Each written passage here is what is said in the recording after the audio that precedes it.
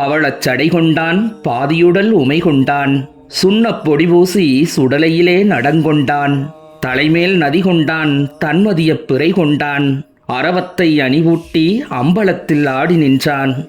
செங்கையில் மான் கொண்டான், சிவந்த மழுவும் கொண்டான், அண்ணாமலையதனில் அக்கினியாய் ஆகி நின்றான்.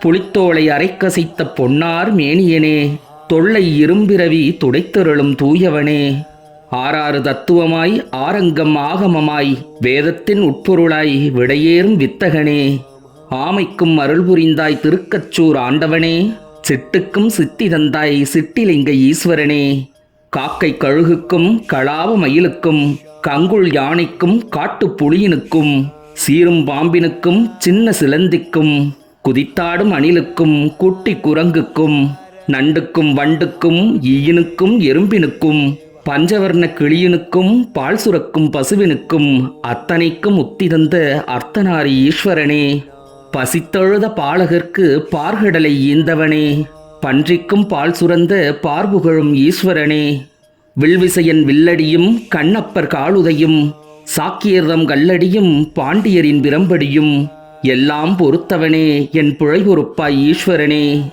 பிறப்புக்கும் இறப்புக்கும் இடைப்பட்ட வாழ்விதனில் இருதலை கொள்ளியைப் போல் இடர்விட்டு நொந்துவிட்டேன். சித்தமலம் அறிவித்து சிவமாம் தன்மை தந்து பத்தி நெறி அறிவித்து முத்தியினை தந்தருள்வாய்.